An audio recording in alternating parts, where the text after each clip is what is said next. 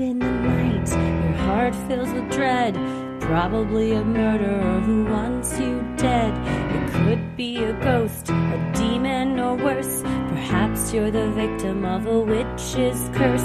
It's hopeless, you're doomed. You'd call a priest if you could. You'd rather just listen to who? Sinisterhood.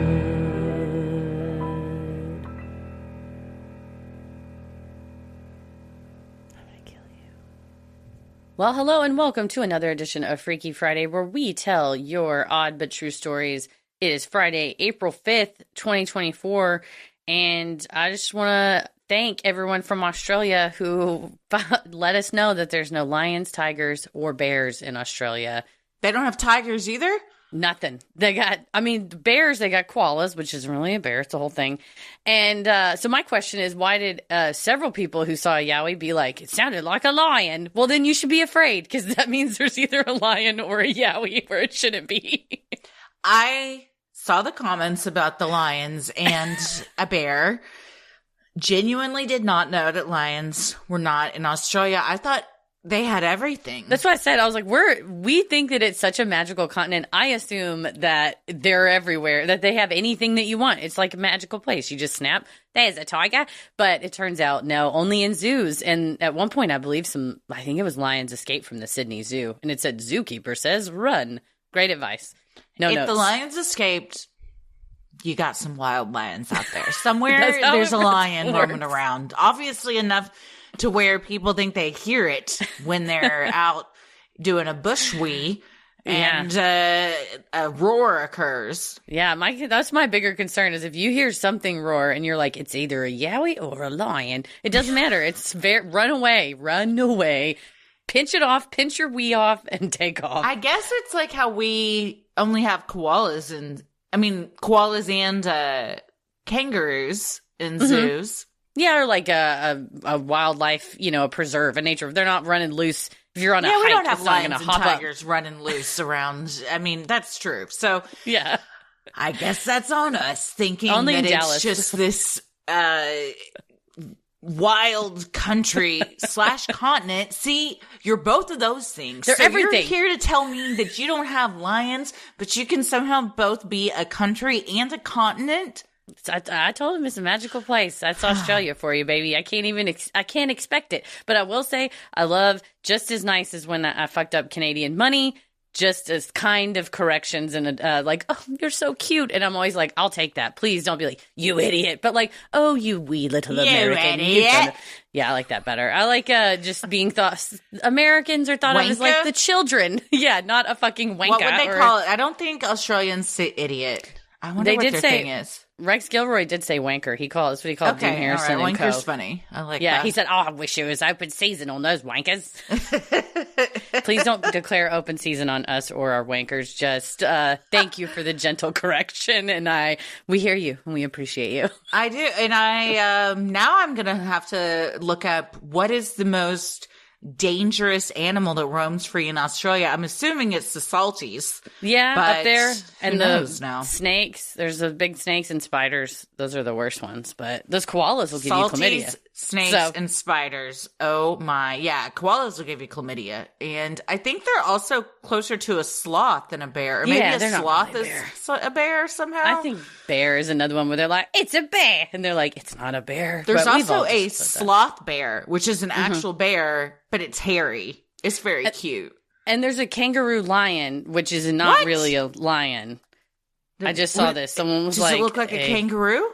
A extinct kangaroo-like lion discovered in Australia. So, fossilized of a dog-sized 19-million-year-old marsupial revealed new insight into the family tree of these ancient creatures. So, say what you will, mate, but you used to have lions. But the kangas fucked them out of existence. Well, and if they can fuck the lions out of existence, I think they can fuck the yowies out of existence, too. So we solved it. Thank you. Done and done. Well, close the book on that one. Thank you, Yowie. Well, now that we figured that out, we have some stories to get to today. So many. Thank you, everyone who sent these in. Yes. Well, I'm Christy. I'm Heather. And let's get freaky. This first one is from Kristen, and it is called, Who is Uncle Scott? When I was in my early 20s, I had a good friend who would travel often with her husband for work. Most of the time, they would bring their 2 young children with them. But every time they went to California for the week, their kids would have to stay home. I would often watch their kids for the week while they were gone in California, and after we had known each other for quite a while, I finally asked why this was the one trip that their children never came with them on. I was told that the kids didn't get to come with them because they were going to visit a friend of theirs, and where he was staying, the kids weren't allowed in.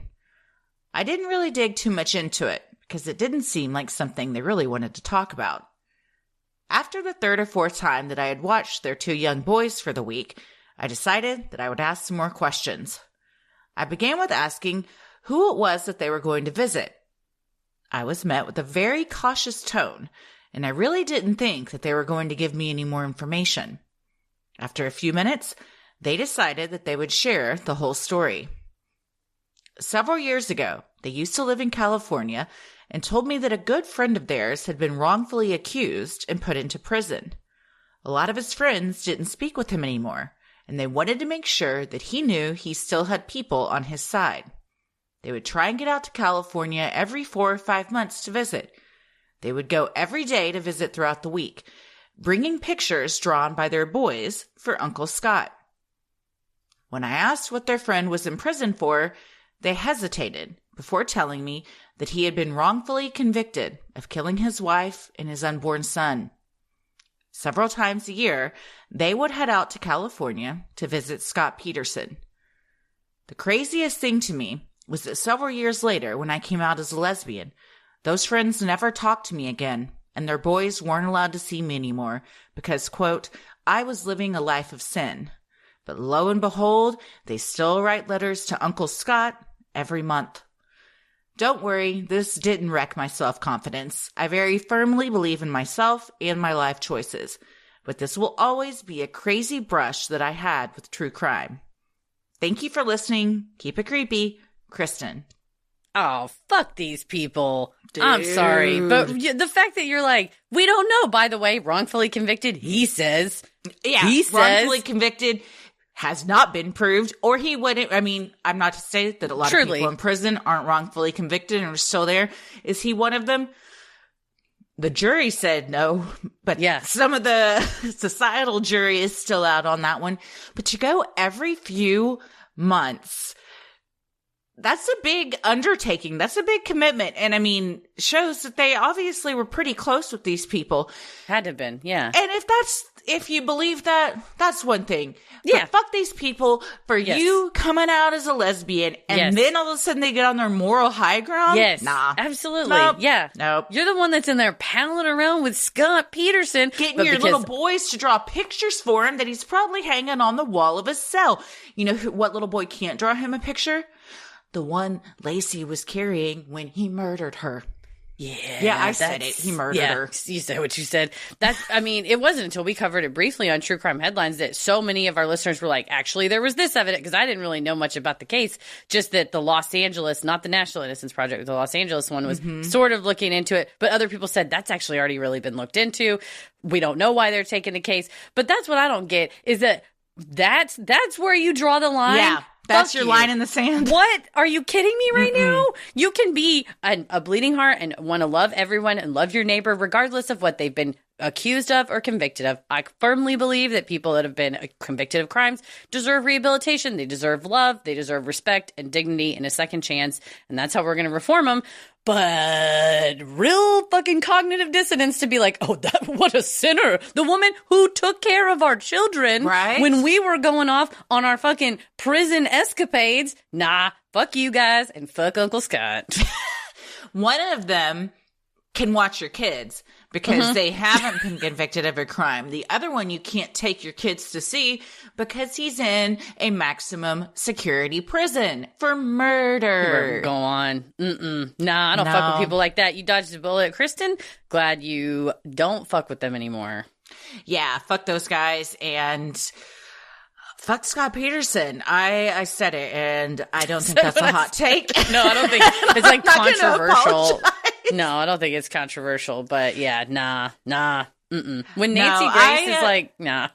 I remember watching all of that unfold when it happened and thinking, oh, there's no way this guy didn't do it.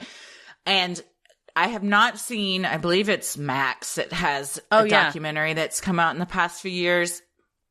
And a lot of people were like, it proves his innocence.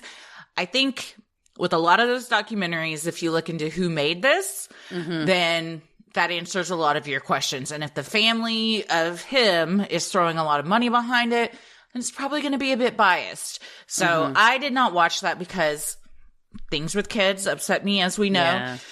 However, I might have to go and watch that one just because I want to know what they're saying, but I don't think it's going to change my opinion that I do think he did it.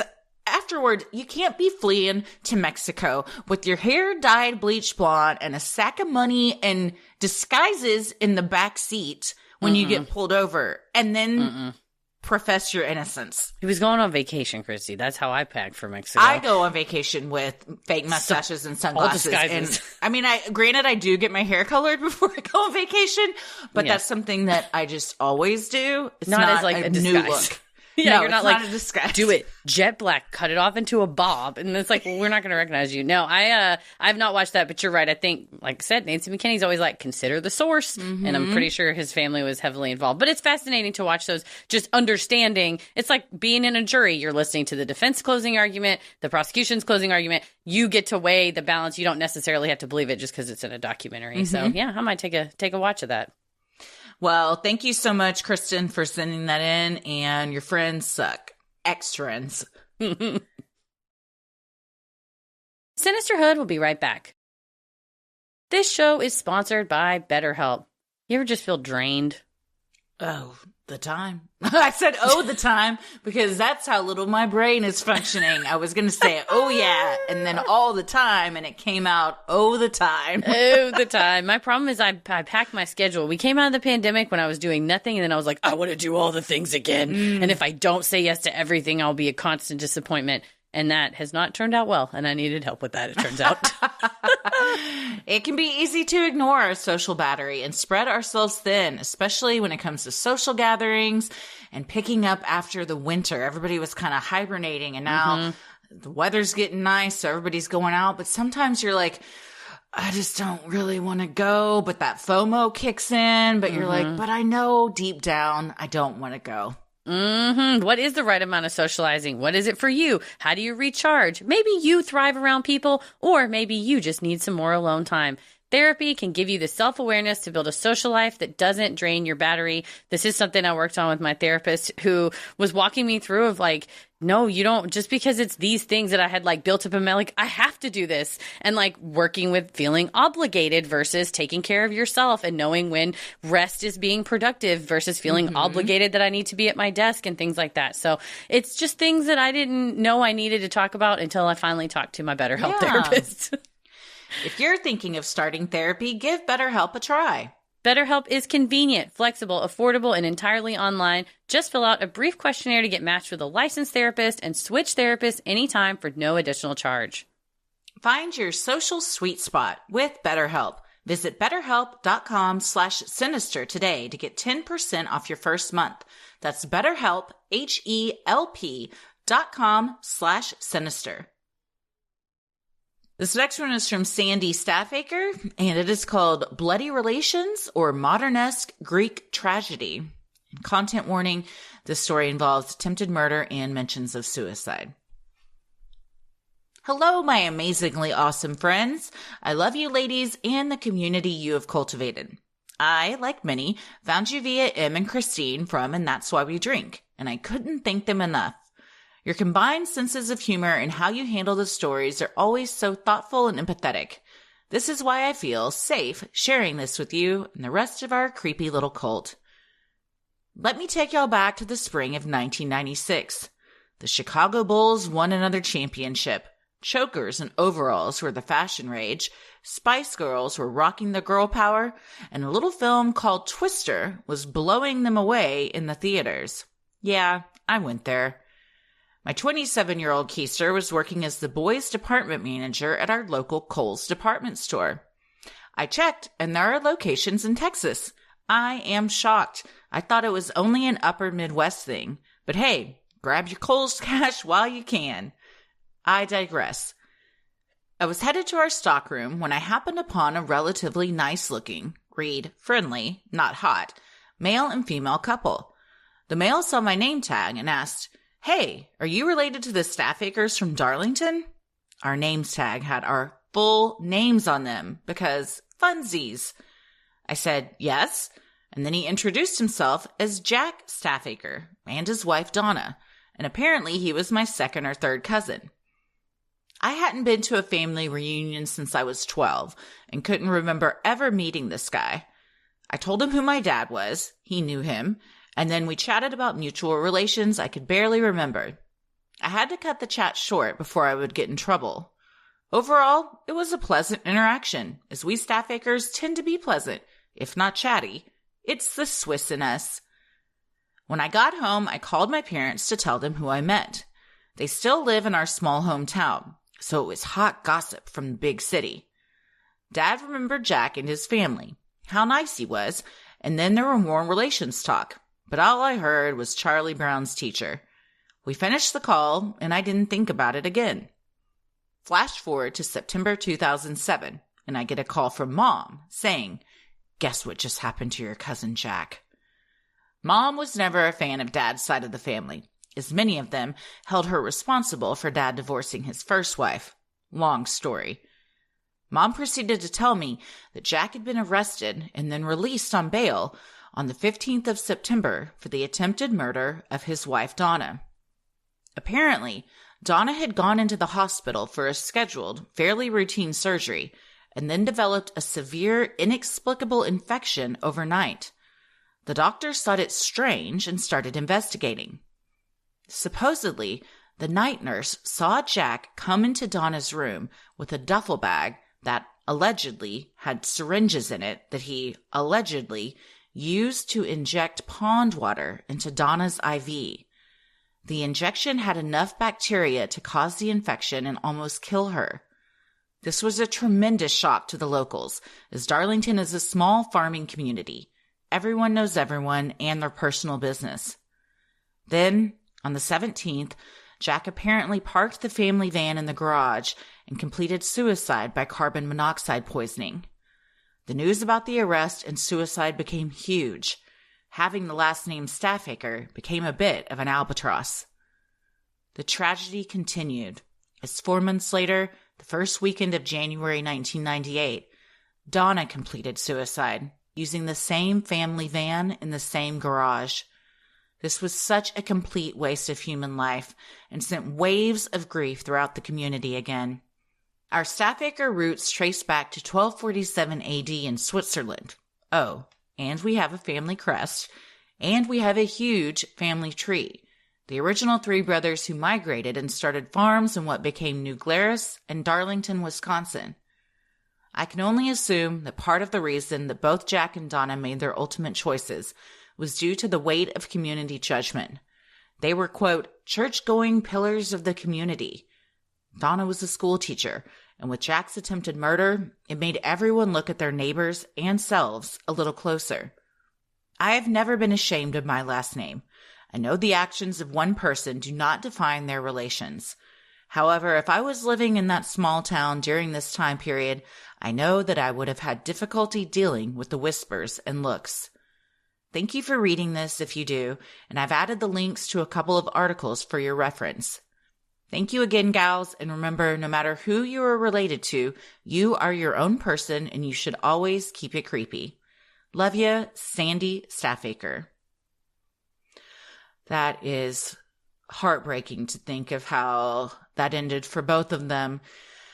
Didn't mention if they had children. Family van made me think maybe that they do. So that adds a whole other layer. But man, going to the hospital and then finding out your husband tried to kill you and then he kills himself, that is a hard one to get past. Yeah, they did have kids and grandkids because they were in Jack was in his early 50s and Donna was in her late 40s. And The LA Times article was just very heartbreaking because it said that sort of in those months that she seemed to others like she was, dealing with what had happened and was kind of wanting to come back to work and wanting to start to go to events and things like that. But it's just everybody quoted as just completely shook, heartbroken, shattered at what happened. And it's just you wonder kind of what would make you inject pond water into your wife, of being married that long. And a quote he had said to, I think, one of their children, I would never do anything to hurt mom because if I would have gotten caught, I could never face the community. I just never. And so it's like you're almost like saying the truth when you're lying, he's still kind of saying that same thing. But I thought it was an interesting quote. If I did, I could never face the community. It's a small community. Everyone would know I'm a pillar of the community. And so I think that kind of tells you why he made his choice. But it's so heartbreaking anytime, you see, like she said, a loss of 2 lives for no reason. The same way in the same place too is really hard to stomach. Yeah, the articles didn't give a motive. And he obviously wasn't around to give one either. But that is a very sinister way to try and kill somebody that you love. Pond water, and also like a way that it's just something everyone has access to. And then when you think of that, you're like, golly, I mean, where there's a will, often there's a way. And luckily a nurse saw what had happened and could point some fingers. Right. That is an eagle eye night nurse to notice like that's a weird duffel bag and what's all that in there, because that could have easily been just like a mystery infection that would have taken like a ton of tests to figure out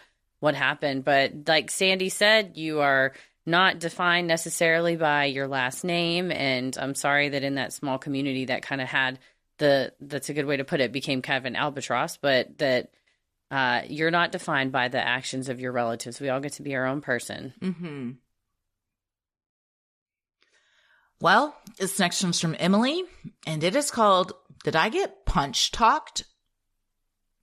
Hey, Freaky Friday friends. My name is Emily, and I was listening to the true crime headlines on March 30th of 2024 and was horrified to hear that punch talk is becoming a trend, in New York City at least. It brought me back to a time when I was assaulted by a random man on the street years ago in Long Beach, California, before TikTok. So, to set the scene, I had worked a double shift that day, and I was leaving work around 1:30 a.m. to walk less than a block to where I was parked. I'm not a hyper-vigilant person, or at least I wasn't then, but I did notice a man leaning up against a car as I made my way down the street. I glanced behind me as I crossed the road and saw him still leaning on the car. I got to my motorcycle, put the key in the ignition, and began gearing up. Zipped up my jacket, put on my gloves, adjusted my backpack, and threw my leg over the seat. Almost as soon as I had kicked the kickstand back from its lowered position, I heard a scuffle and turned my head to the left. All I saw was a fist. Bam! I was stunned. Whoa! What the fuck? I shrieked as the man threw another punch in my direction. I punched back this time. He mumbled something and fell toward me, trying to hit me again, and then on top of me, tumping me and my motorcycle over. I heard and felt something in my ankle pop. The man got up and started running down the street. I shimmied my trapped leg out from under my motorcycle and ran as fast as I could after him, screaming at the top of my lungs, "Stop! Stop, you motherfucker! Help!" Not a soul around. I lobbed my helmet at him as I got closer, but it was no use. Lost him down an alley in the neighborhood. I limped back to my motorcycle, pushed it back up, and assessed the damage. I wasn't going to be able to ride it home, injured or not. I called the cops. I called my roommate to use her AAA tow service. Unfortunately, and unsurprisingly, the cops weren't much help. The one writing my report actually laughed when I described the damage to my bike as being fucked. He wrote "fucked" on the report and showed it to me. I cried. They couldn't be bothered to wait with me until my roommate arrived. As I sat alone on the curb next to my bike, I felt especially vulnerable. So I walked back toward the restaurant I worked at to see if I could maybe wait inside. I came across an electrical maintenance worker in the alley directly behind the place. I walked past him at first, and then I thought again. Hey man, did you see a guy hanging out around here? And I described him. The worker said, oh yeah, you should go talk to that guy over there, he said, and pointed to a man sitting on a stool at the back door of a bar across the road. He continued, he threw him out a while ago, and he's been chilling over here. So I go talk to the bouncer, explain the situation, and his face falls. He said, I am so sorry. We had to throw him out because he punched 3 other women in front of the bar and inside. I went inside to talk to the manager, who actually gave me security camera stills of the guy's face. I was in my bounty hunter era. I was going to find this guy. Who could just run around punching random people and not be arrested, or at least taken off-site in a police car? I was on the phone the next day with police. They told me I'd have to wait for a detective to be assigned to my case. I told them about the information I'd gathered the night before and the names of the witnesses and their contact info. I felt pretty brushed off, but I tried again the next day. And the next. I had a black eye for a week and a half. My ankle hasn't felt quite right since, and my motorcycle repairs were costly. My insurance didn't see this as an accident or vandalism, even though I'd not done anything wrong. The police didn't see this as much of anything, even though I'd clearly been hit in the face and all. Overall, this is a small drop in a bucket of weird and terrifying encounters I've had, but I don't think any of those became a TikTok challenge. That's my story, and I don't know how to end it, so live fast, eat ass, baby, and don't punch people. Love y'all. That's a great way to end it. It's the perfect way to end it. I'm going to change our signature line in Gmail to that. Yeah, that's cool. Yes. And don't punch people. Just get advice for everyone. That's going to be the way to reduce it. Well, if y'all don't know, if you haven't been following TikTok or haven't been following the news, or just been random guys, 2, 3, 4 different suspects just walking up and just socking women in the face, the back of the head, the forehead, knocking them down, not robbing them, just hitting them for no reason and running off. So this sounds like it fit the bill if he just punched women randomly in a bar. Yeah, the ones that are currently happening are in New York City. Like Emily said, this was in Long Beach, but that just shows you that stuff like this goes on both coasts. Boboth coasts and all time. Because when I first told Paris, he was like, that's that what you said, that's that knockout game from like 10 years ago. Mm-hmm. So it's just something people do. Yeah, well, it's got to stop. And what's wild to me is 3 women had been punched, and they were like, we're just going to kick you out. Call the cops. That's assault 3 different times. Yes. Have him arrested because you didn't. And now he went and assaulted a 4th woman. Mm-hmm. And then the cops, I can't believe they would allow her to stay there by herself, waiting for someone to come pick her up, knowing that this man is still out there. That he just merely ran away. It's not like she's like, well, he got into a car and drove off. Even then, he could just have gone around the corner. Right? It's like he's only within foot distance. And also, you could go look, couldn't you? And shout out to Emily for surviving a bike falling on you. Mine tumped on me 2 different times. One time was like kind of an accident where I broke my ribs and my wrist. But another, I was just like at a stop sign, and it was I like hesitated when I turned. And my bike weighed like 745 pounds. Ooh. And on me, and it was late at night, and I was like, well, I'm going to have to lift this up because there's nobody around to like lift my bike. But to have it like completely incapacitated, that's so scary because you don't want to leave it because it's very easily stolen, but also like you can't get away and your arm hurts. It's just, I'm sad that you have to be a sleuth. Yes, and your ankle's jacked. You feel your ankle pop, and then you got to run on it to chase this guy. And you have a black eye, and you chuck your helmet. Helmets are expensive. But to have like the cops be like, she said it was fucked. It's like, it's obviously probably not totaled, but at least, like I said, it's incapacitated. It can't go. And please stop laughing when a person wails on another person, particularly a strange man wailing on an innocent woman who just got off a fucking shift.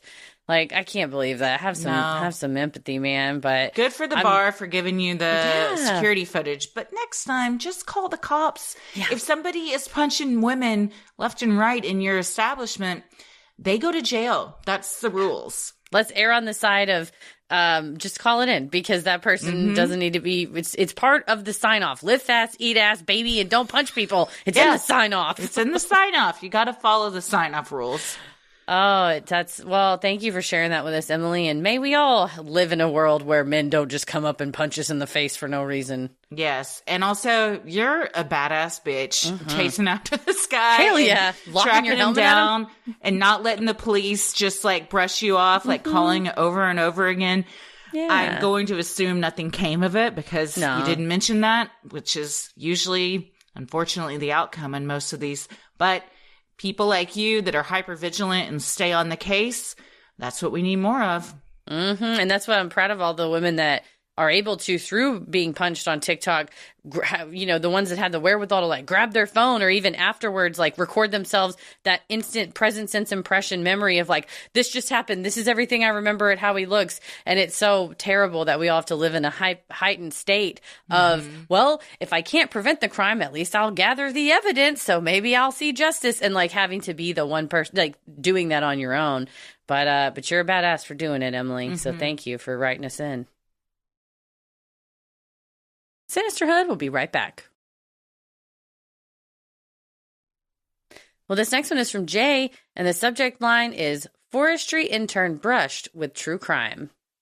Hi, ladies. First off, I want to start with the obligatory, you guys are the best.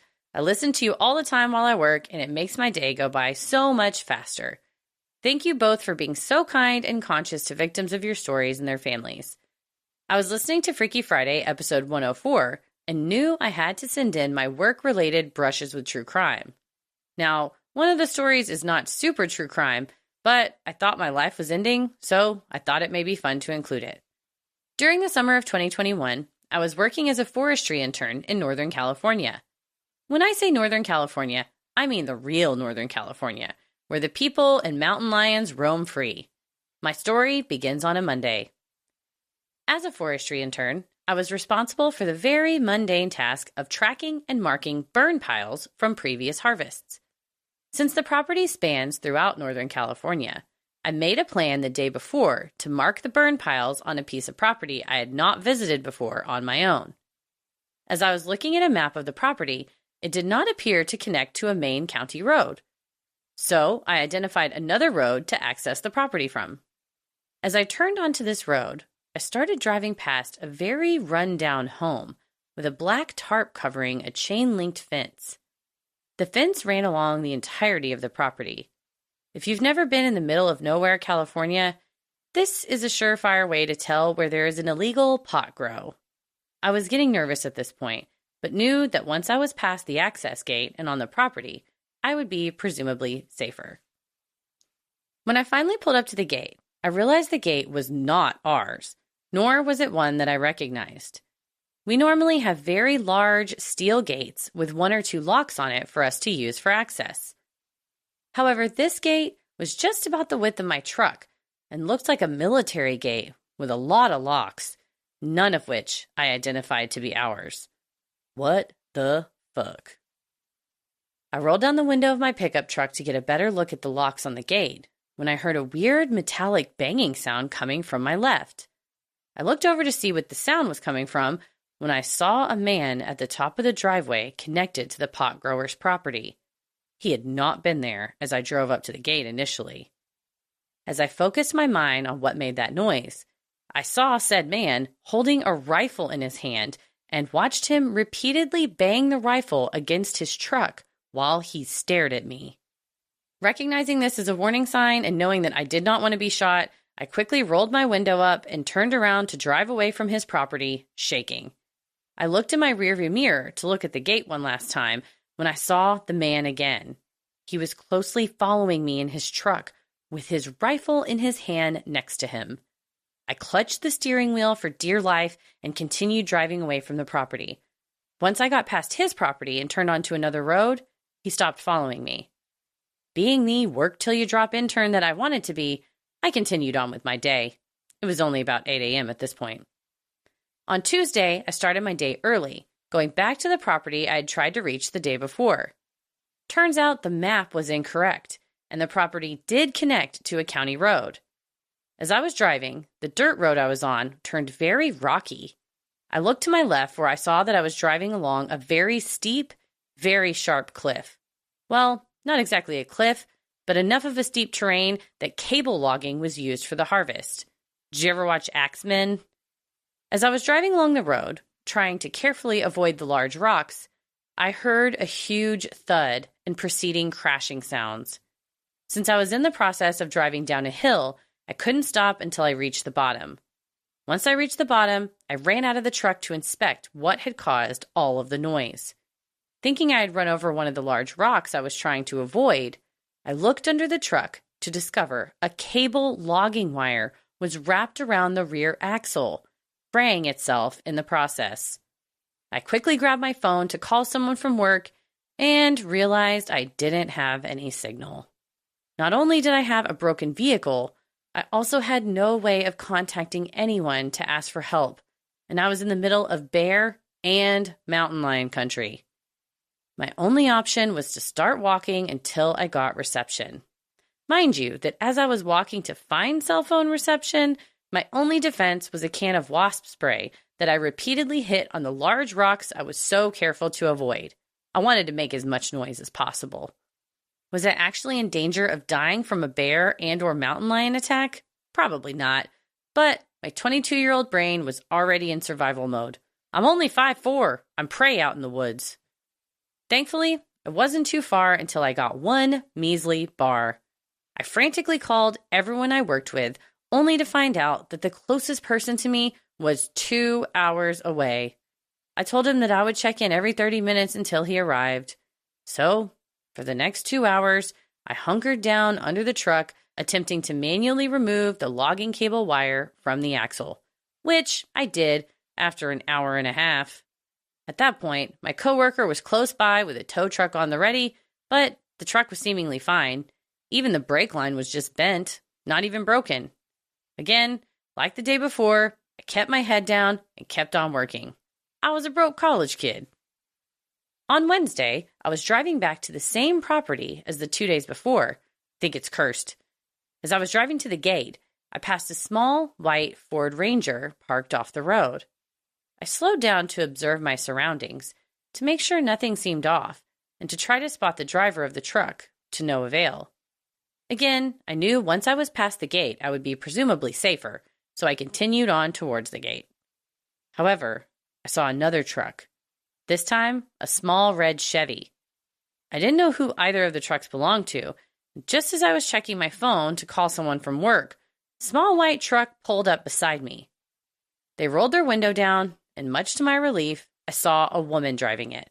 Sorry, men, you're scary in the woods. Once I had my window down all the way, the woman driving the truck began to hurl questions at me about who I was, who I worked for, and if I knew about the streams. Turns out there was a small creek on our property that ran downhill to a ranch. Once she believed me that I was just an intern for the Forestry company, she told me that illegal pot growers were stealing water from the creek and that she owned the ranch downhill, which relied on that water. She then asked me if I knew who drove the red truck, to which I answered, "No, do you?" She said she did. She told me this man was well known in the area. He was an ex-convict who enjoyed illegally trespassing on property. He was notorious for apparently waking up with a mountain lion sleeping on top of him. He also traveled armed and with a dog. Again, with the guns. What the fuck? This poor woman was very worried about me and my safety, knowing I needed to be on the property to finish my job. So she decided to sleuth around his truck to see if he was just sleeping in it. Guess what? He was not. She looked at me and said, "He's not in his truck. He's on your property." She also decided that it was the right moment to inform me that he was a known arsonist who liked to cook food and keep his fires unattended. Did I mention Northern California in 2021 was in the middle of a very severe drought with raging wildfires all around? Again, what the fuck? What was I to do? I needed to complete the job and I needed to earn my keep. So I let someone in our company know that this known arsonist was on our property and continued on with my day, hoping I wouldn't come face to face with him. Thanks for reading, even if it doesn't make it on the podcast. I can't wait to see you guys on the tour. I want to say, Jay, that we're right now going to create an award for the most dedicated intern that's ever existed for Jay, folks. Present it to you because I would have been out the second somebody was banging a rifle against a truck. I'm out. I'm done. That's right. When we watched that Murder Mountain, those people don't fucking care. They'll just wave their gun at you. Yeah, that's what I was going to say.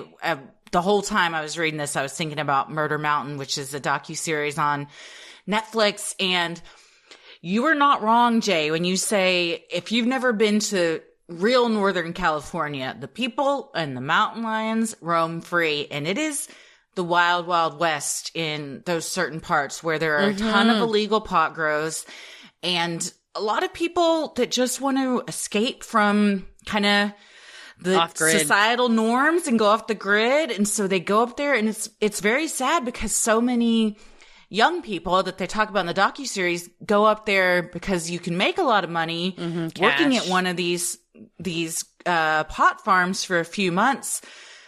But even though we all think, oh, it's just weed, when you've got a $100,000, $1 million farm that's producing that much money, it's not just weed. There are lots of guns. There are lots of unsavory people working there.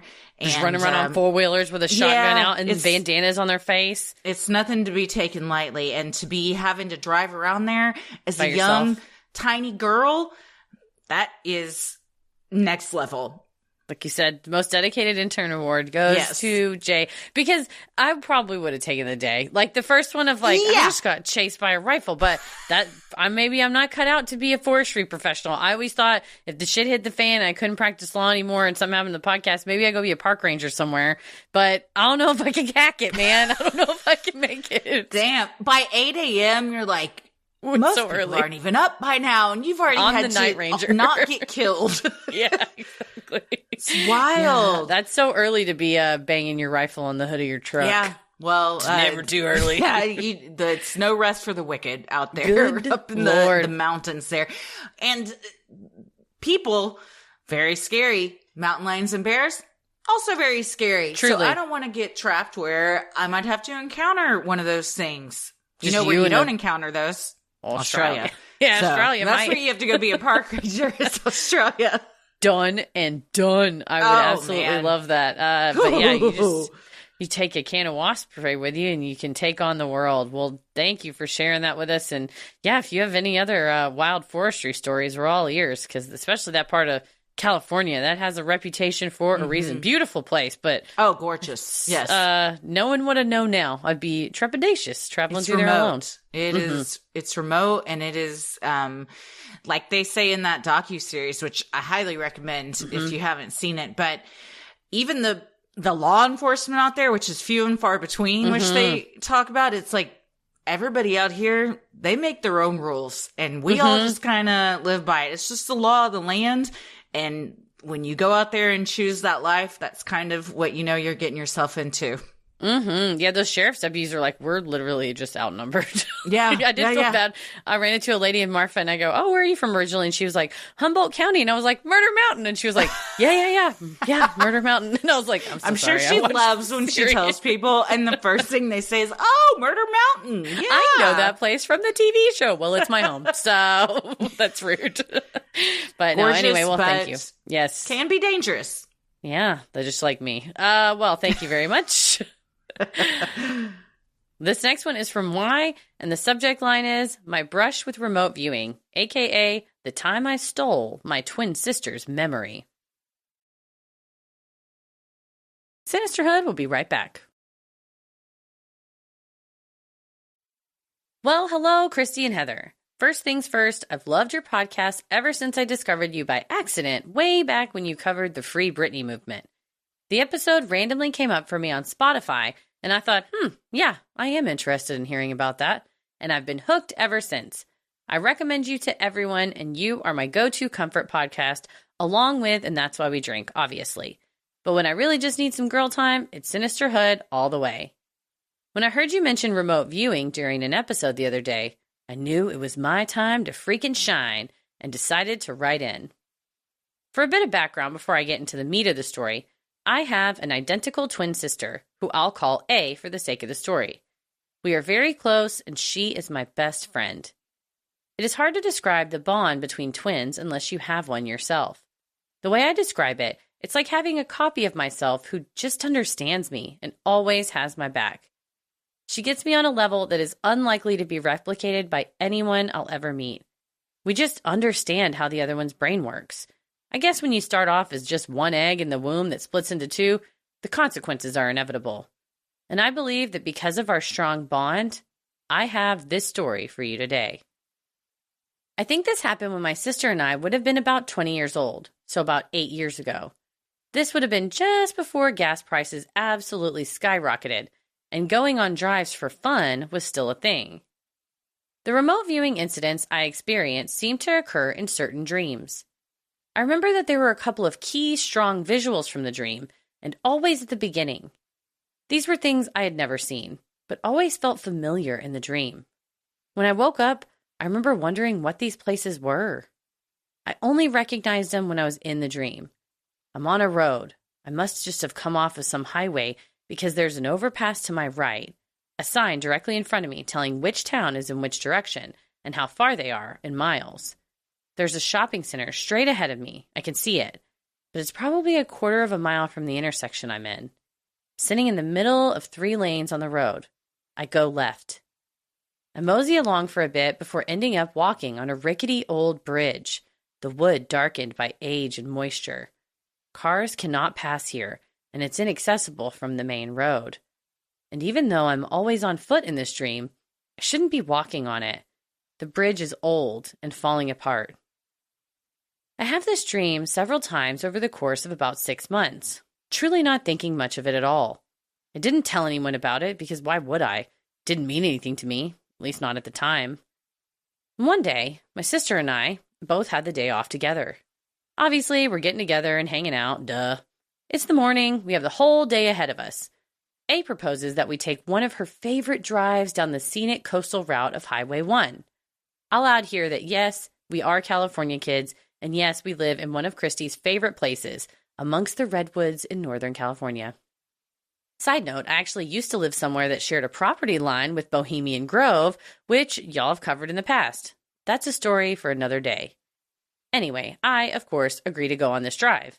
It's A's favorite drive, and I haven't done it yet. She wants to share something with me that is special to her, and I am one down-ass bitch, so hell yes, let's go. The plan is her usual route. Drive up the 101 for a while, take an exit, and drive back home down the beautiful coastline. Sounds like a plan. So we're on the 101 for a bit, chatting about our lives and shooting the shit as one does with their bestie. But I've been on this stretch of freeway in particular many times, so I'm also looking down at my phone occasionally as A is driving. I'm looking down at my phone as we take an exit off the freeway. I'm staring at the screen as I feel the car veer off the freeway, circling around into an intersection. I look up, not expecting anything at all, and holy fucking shit. My view on the world was changed forever. It was the intersection from my dreams. The overpass to my right, the sign in front of me, the shopping center behind it, and the 3 lanes on the road. Blinker on to take a left. The next few minutes are a bit of a blur, but I just instantly start muttering, "Hey, I've been here. I've been here." I start crying, for whatever reason. I'm a crybaby at heart. And my sister is trying to ask me questions.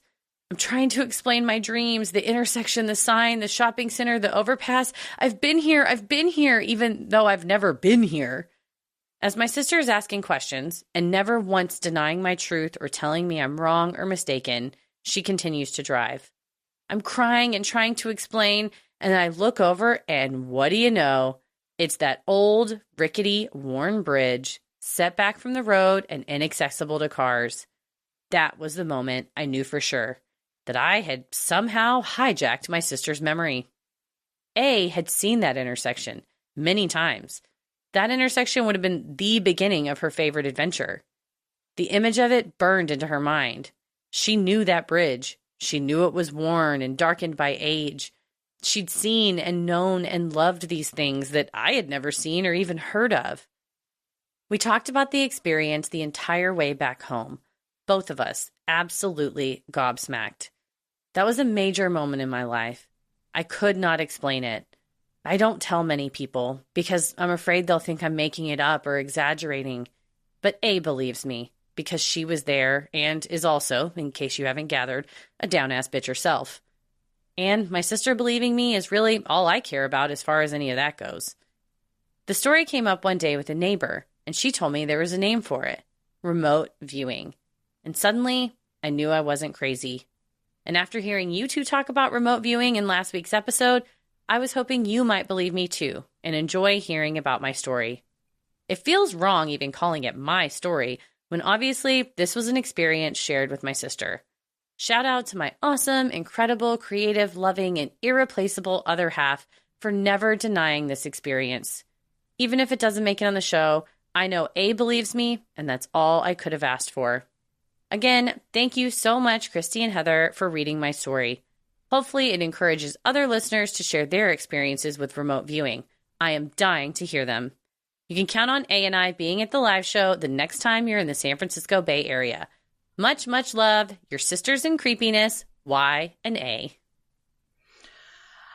I think twins are fascinating, especially identical twins, because like you said, Y, an egg that splits in the womb and you're made of the same stuff. Like you just are.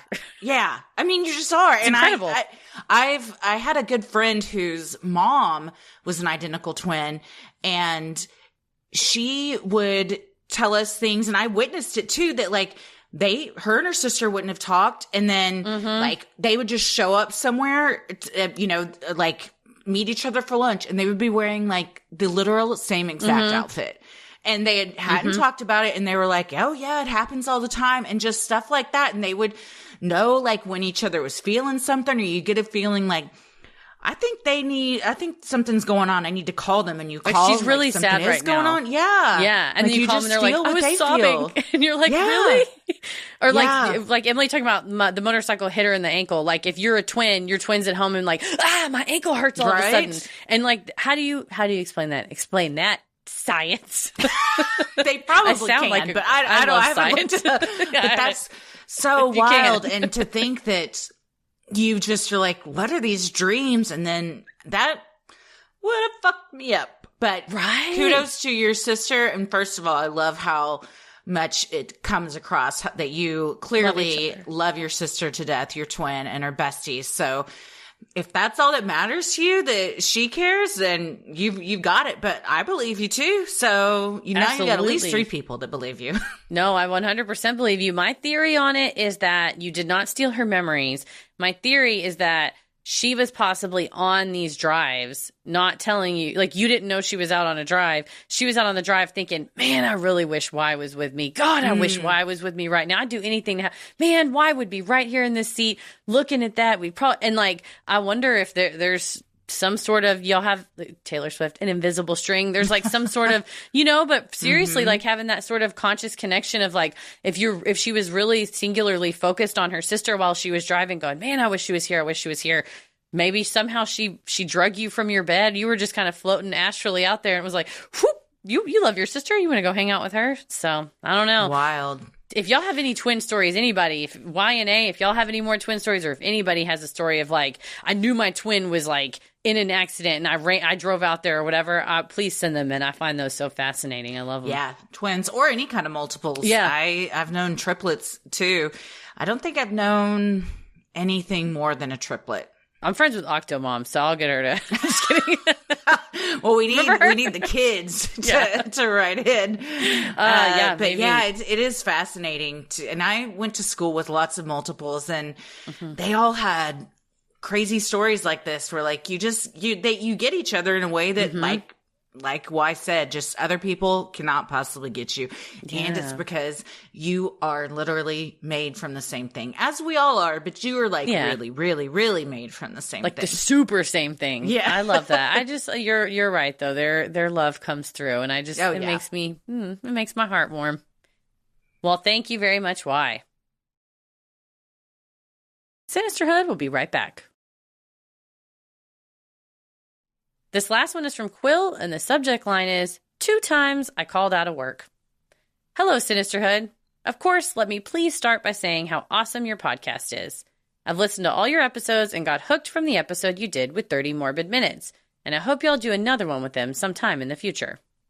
Anyway, I was reminded of these events while listening to episode 283 about the Gateway experience, specifically about the part where Bob Monroe was able to project himself into another living being.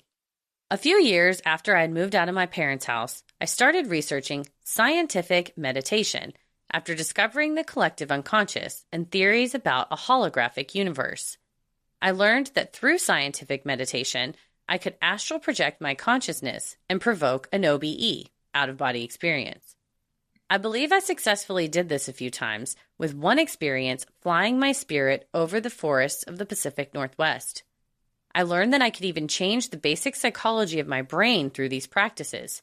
It was truly an enlightening era of my life. During that time, I worked humbly in food service and retail, and this is where the weird part happens. One day, I got ready for work as usual, but when I got in, my manager looked at me unexpectedly. "Why are you here?" she asked. I replied, I'm scheduled to work today, right? She said, "But you called out, and we already have someone here to cover your shift." My mind was perplexed. How could I have called out without remembering doing so? I checked my phone's call log, and there was no record of calling my work that morning or the previous night. It was unexplainable, but I shrugged it off as a weird event and went back home to enjoy my day off. Fast forward 4 years. I'm working at the same company, but at a different location with a different manager. Again, I get ready for my scheduled shift, but when I arrive, I'm met with confusion. My manager again informs me that she got my shift covered because I had called out that morning. This was just as strange as the first time this happened because, again, there was no call log in my phone to show evidence that I had actually contacted my work, and I have no recollection of doing so. I walked back home feeling so very confused and mildly concerned. Was there someone out there pranking me and calling into my work on my behalf? Was it me in an alternate universe trying to call out and my phone just happened to get twisted up in time and space? Or perhaps an intruder like Bob Monroe entering my body and acting without my permission and then deleting all the evidence of it afterwards. It's still a mystery to me, and I hope you find some mystery in it as well. Thank you for listening, Quill. Well, I certainly do find some mystery in it and don't have an explanation. But if this is the prank where somebody gets you a day off work, that's a great prank. When I had to call out, I would always get if it was a true thing, I would feel nervous that they would think I was lying. And if I was lying, I was nervous that I would think they would know I was lying. So I just hated to ever call out. I also felt like I was disappointing them. This is all stuff I've subsequently worked on in therapy. But back in my 20s, I would just be like sweating like, oh my God, I can't ask for a day off. So if somebody wanted to come in my body and be like, I got this, and confidently be like, I won't be coming in today. I'm not feeling well. I'll see you next Thursday. Fuck yes. Thank you. Please take over. Please enter me. It's so wild though, because what gets me is the not having any record of it on the phone. Damn. Because like how would you have called and twice with the same company? Could it 4 be years.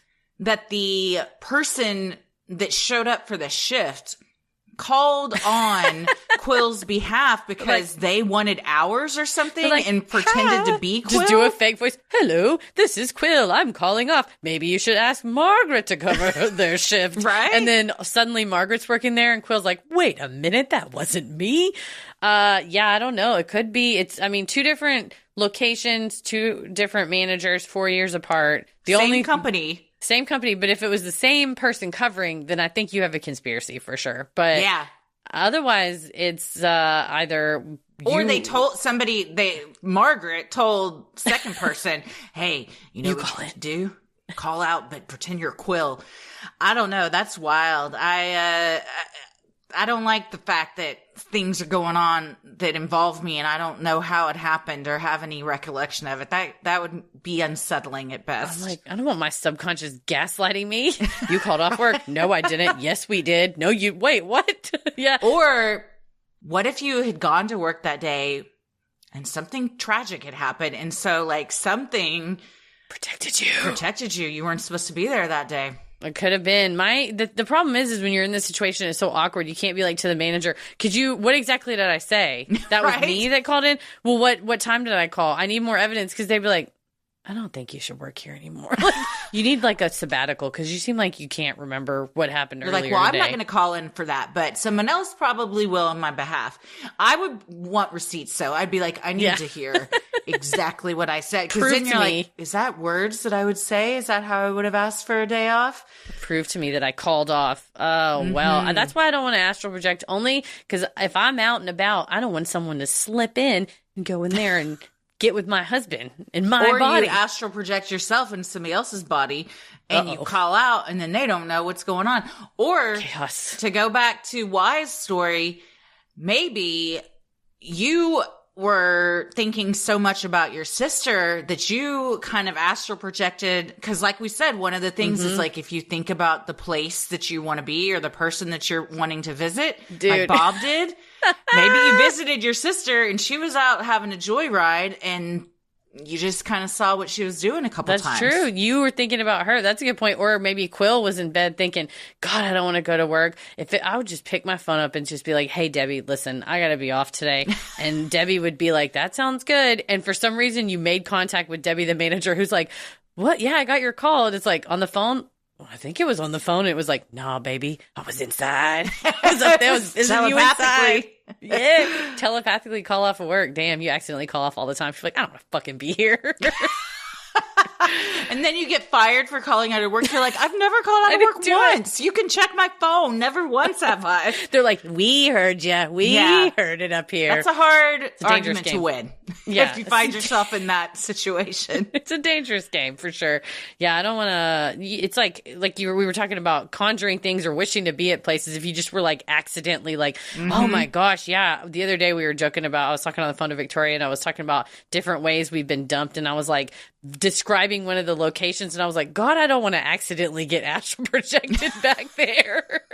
I gotta stop thinking about talking about this place. I don't want to get sucked back. I don't think you're gonna accidentally astral project yourself anywhere, if that's any solace to you. Thank you. Because it seems you've been bringing it up a lot lately. Like, it's a legitimate fear that I've been worried. I don't want to get sucked out of my body. I think I have to go willingly. So yeah, I don't think you're just gonna do it. And I think if you do, it'll be like some place that you want to go, not like a dumpster. That's where I got dumped. Behind the dumpster. Or a trolley. We were talking about the trolley at the time, yeah, for sure. Well, Quill, let us know if your subconscious has been causing any other shenanigans in your life. Yeah, that's incredible. And I'm also here for any and all other astral projection stories or 100%. twin mind stories, all that stuff. Send them in to Sinisterhood.com/Freaky Friday. And thank you so much for all of you for sending in your Freaky Friday stories today. Again, if you have an odd but true story, maybe you've encountered Bigfoot, you've seen a UFO, you had a brush with true crime, or you felt the presence of an otherworldly being, send them in at Sinisterhood.com/Freaky Friday. If you like our free episodes, you'll love our Patreon bonus content. You can join for free to see what we're up to next, or dive into over 800 hours of bonus content. And if you're curious about Patreon, not sure if you want to join yet, if you join for free, you get a throwback content of bonus content each month from one of our weekly audio bonuses. It could be true crime headlines, Am I the Asshole, relationship advice, Judge Christie. And we also have free trials, which are different than join for free. Join for free, just stay on it forever. A free trial is 1 week. You get all access to anything on our Patreon. Check it out, see if you like it, and you can cancel before the week is over, before getting charged. Or if you want to stick around, be sure to check out the annual subscription. You get 1 free month when you sign up for a year.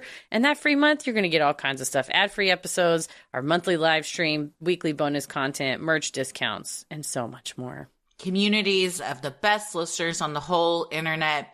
Everybody is so active on Patreon in the chats and on our exclusive Patreon Facebook page.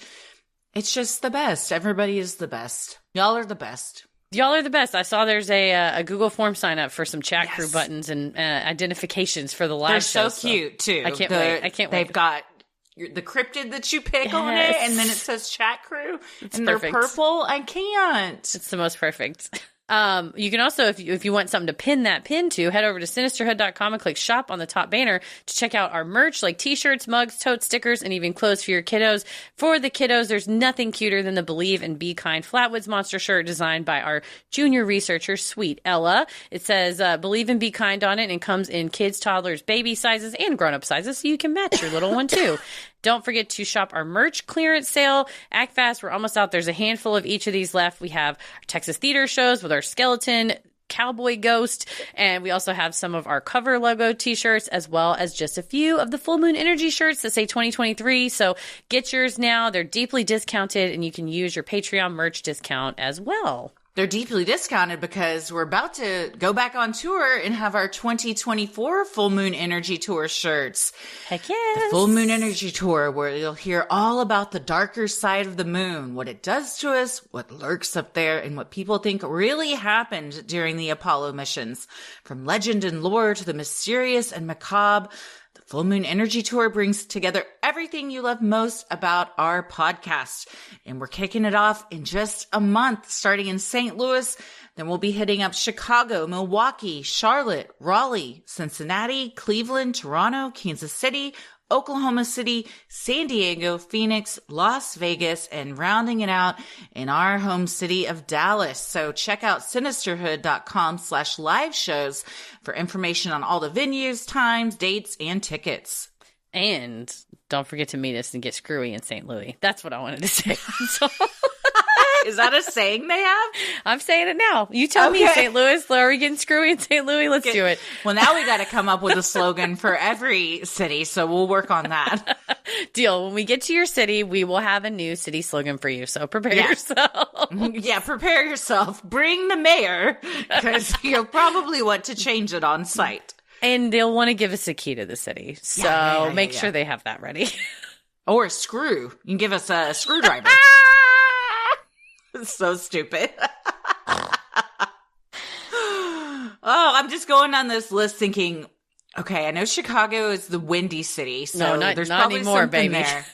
Let's get shot between those thighs. CHI. Shot between those thighs. They're sexual. Because screwy in St. Louis, I can't help it. St. Louis started this. Now they're all going to be sexual. St. Louis started it. I can't help it. I can't stop them. That arch, you know what I mean? Wow. Oklahoma City is going to be fun when we get to that one. We'll get him. We'll get you. Okie? We got you. Pokey and the Okie? Hell yeah. See? It just writes itself. It's simple. Does. Dallas. That was me. We'll have to come up with a really good one for our city. We'll come up with it. We will. Well, while you're on our website, you can also review the show. We make it super simple to give us reviews. We love 5-star ones if you're willing to do that. Follow us on socials and check out the episode description. And you'll also find fun things like topic-based playlists and, again, links to live show tickets. You can follow us over on Instagram and Threads at Sinisterhood Pod. Like us on Facebook at Sinisterhood. Check out full video episodes on YouTube. They drop early and ad-free on Patreon and then are released on YouTube a few days later. We also have clips of one of our Freaky Friday stories per week up there with some visuals as well. Those are on TikTok too. We have some clips on TikTok. And don't forget to follow us on TikTok because at the end of the month, we're going to be going live when we're touring the Trans-Allegheny Lunatic Asylum. So Sinisterhood Podcast on TikTok. Make sure you're following us, and we'll post some videos leading up to it, just kind of telling you how we're getting ready and stuff like that about the ghost hunt, and then letting you know when we'll go live. Mm-hmm. So excited. It's huge. It's going to be a good one. I'm very excited about it, yes. I cannot wait. And if you want a custom video shout out for yourself, go to cameo.com and let us know what you want us to deliver for you in the message. We could say happy birthday, happy anniversary, I love you, you got this. Go get 'em, Tiger. Whatever you want us to say and however you want us to say it, let us know. We're happy to do it, and we're happy to bring any number of the Sinisterhood crew. I'm gesturing around myself to the whimsy that I sit in, like Big, like the character for Big, child's toys everywhere. But head to cameo.com, and we would love to share those with you guys. Where can the wonderful people find you on the internet? I am on Instagram and Threads at Christy M. Wallace and TikTok at Christy or GTFO. Heather? I'm on the internet at Heather versus the World. As always, the devil rules the airwaves. Keep it creepy.